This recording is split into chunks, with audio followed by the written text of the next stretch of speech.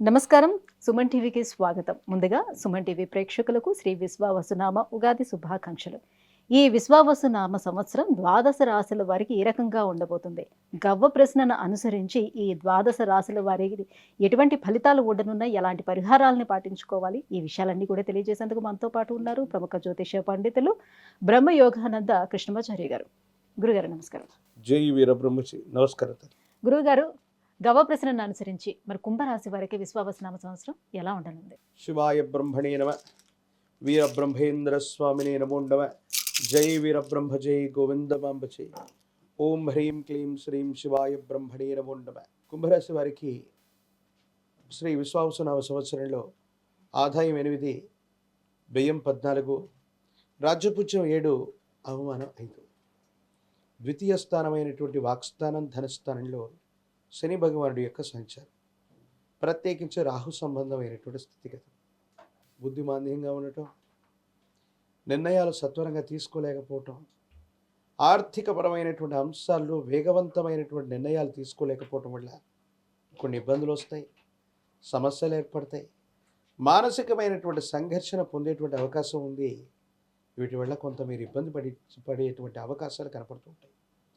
ఏది ఏమైనప్పటికీ కూడా మాసాలు మారుతున్నాయి, సంవత్సరాలు మారిపోతున్నాయి, జీవన విధానం మాత్రం మారట్లేదన్న భావన మనసులో ఉంటుంది.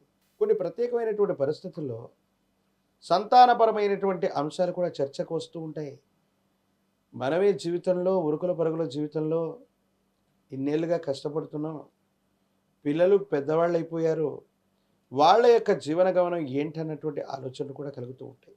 తీవ్రమైనటువంటి మానసికమైనటువంటి ఒత్తిడి, శారీరకపరమైనటువంటి అలసట, ఆరోగ్యపరమైనటువంటి విషయాల మీద ప్రభావాన్ని చూపెట్టే అవకాశం ఉంది.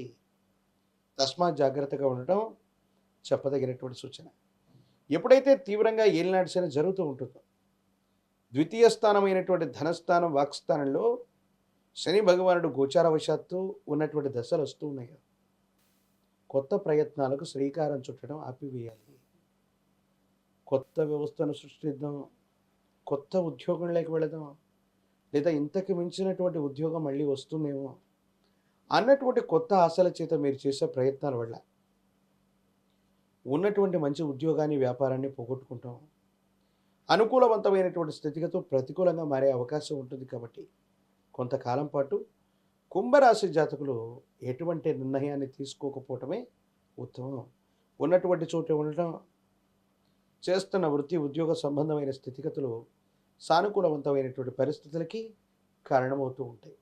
ప్రత్యేకించి కుంభరాశి జాతకుల యొక్క జీవన గమనంలో మిగతా గ్రహాల యొక్క స్థితిగతుల కంటే కూడా శని రాహు సంబంధమైనటువంటి తీవ్రత కాస్త అనుకూల ప్రతికూలవంతమైనటువంటి అంశాలకు ప్రధానమైనటువంటి కారణం అవుతున్నటువంటి సందర్భంలో మనకి ఎప్పుడైతే తీవ్రమైనటువంటి కష్టాలు వస్తూ ఉంటాయో, తీవ్రమైనటువంటి నష్టాలు వాటిల్లుతూ ఉంటాయో, శని భగవానుడి వల్ల ఇక్కట్లు పడుతున్నామని మనం అంటూ ఉంటాం మాట వరుసకి.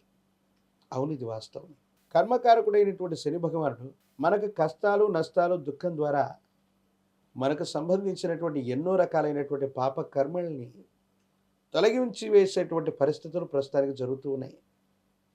కానీ కుంభరాశి జాతకుల యొక్క జీవన గమనంలో మరికొలది రోజుల తర్వాత మీరు ఊహించలేనటువంటి ఆకస్మికమైన ధనప్రాప్తి యోగాలు కూడా ఉన్నాయి.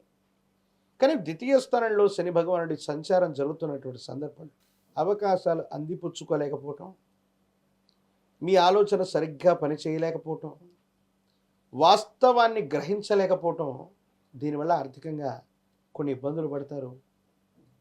రుణ సంబంధమైనటువంటి బాధలు కూడా మిమ్మల్ని ఇబ్బంది పెట్టే అవకాశం ఉంది.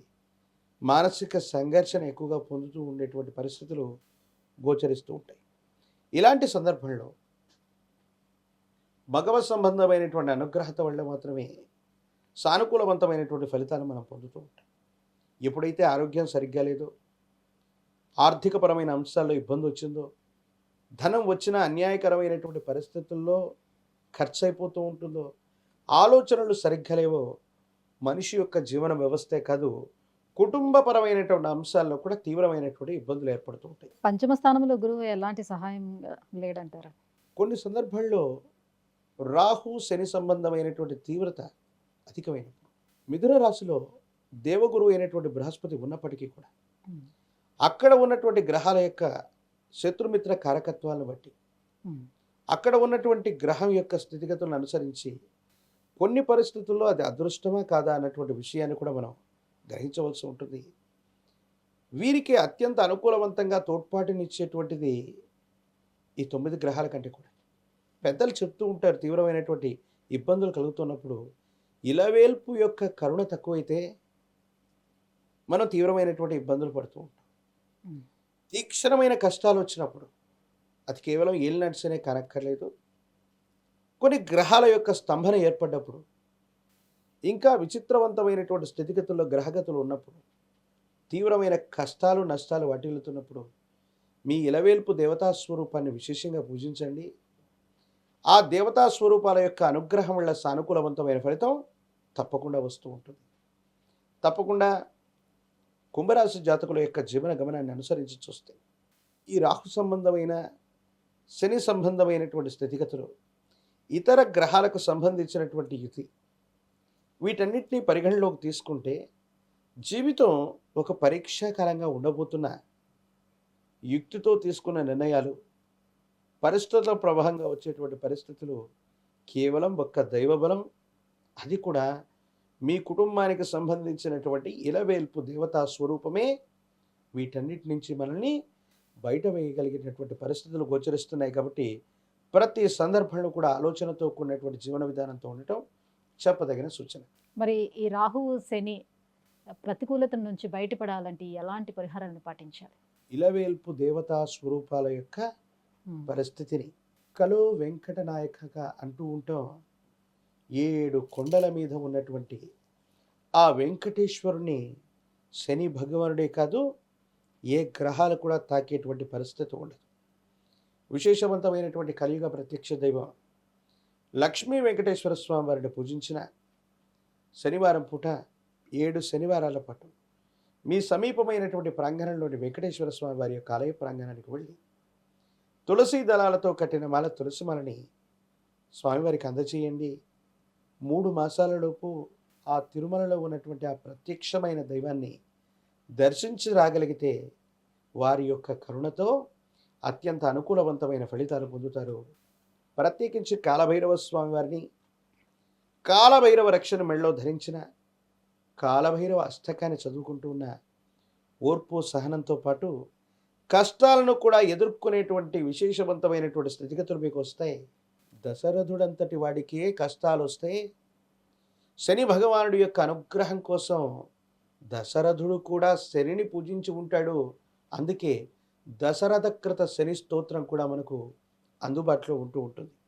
ఇటువంటి తీవ్రమైనటువంటి ఇబ్బందులు వచ్చినప్పుడు ఇలవేల్పు దేవతా స్వరూపాన్ని, ఇష్టదేవతా స్వరూపాన్ని, కలియుగ ప్రత్యక్ష దేవతా స్వరూపాన్ని పూజించడం సానుకూలవంతమైనటువంటి పరిస్థితులకి తప్పకుండా కారణమయ్యేటువంటి అవకాశం కనపడుతుంది. విద్య, ఉద్యోగం, వివాహం, విదేశీయానం, ఆరోగ్యం, ఐశ్వర్యం, సంతానం, వీటన్నిటికి సంబంధించి సమస్య ఏదైనా కూడా పరిష్కారం కోసం కింద స్క్రోల్ అవుతున్నటువంటి నెంబర్కి కాల్ చేసి గురుగారు అపాయింట్మెంట్ పొందవచ్చు. గురుగారు, ఈ ఏడాది కుంభరాశి వారికి ఎలా ఉండబోతుందన్న అంశాన్ని తెలియజేసినందుకు ధన్యవాదాలండి. శివాయ బ్రహ్మణే నమః. వీరబ్రహ్మేంద్ర స్వామినే నమః.